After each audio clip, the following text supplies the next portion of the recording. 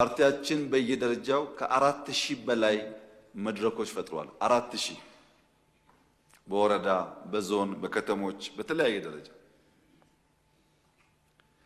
የኢንክሉሲቭ ናሽናል ዲያሎግ የሚመሩ አካላት በሪፖርታቸው እንዳቀረቡት በመቶ ሺህ የሚቆጠሩ ሰዎች በድፍን ኢትዮጵያ፣ በመካከለኛው ምስራቅ፣ በአፍሪካ፣ በአውሮፓ፣ በአሜሪካ ያሉ ኢትዮጵያውያን ጨምሮ በኢትዮጵያ ታሪክ ታይቶ የማያቅ የግራስ ሩት የኤሊት ባርጌን የኤሊት ዲስከሽን ሳይሆን በግራስ ሩት ያሉ ዜጎች ስለ ጉዳያቸው በነፃነት የሚወያዩበትና አጀንዳ የሚሰጡበትን መድረክ ፈጥረዋል።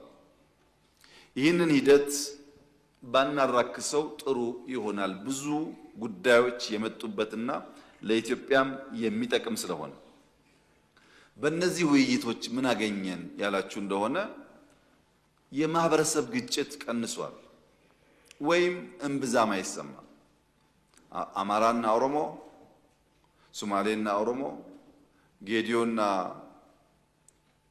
ሲዳማ ወይም ወላይታና ሲዳማ የሚባል ህዝብና ህዝብን የመሰለ የሚያገናኝ ግጭት ኢትዮጵያ ውስጥ ቀንሷል።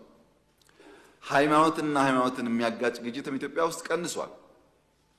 ኢትዮጵያ ውስጥ ያለው ምንድነው ያላችሁ እንደሆነ አሁን ብሔርን ከብሔር ሃይማኖትን ከሃይማኖት የሚያጋጩ ኃይሎች እነዛ ብሔሮች አለጋጭ ሲሏቸው እነሱ እየመጡ እየገጯቸው ነው።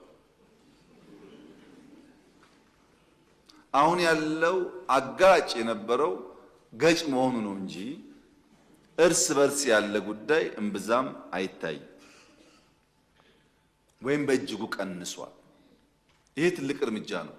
ይበልጥ ስንወያይ ህግ ስናበጅ ጥያቄዎች በአግባብ አድምጠን ስንመልስ በዜጎች መካከል በህዝቦች መካከል የሚፈጠሩ ጉዳዮች ይበልጡኑ እየቀነሱ እየሰከኑ የመሄድ እድል እንዳላቸው ያመላክታል።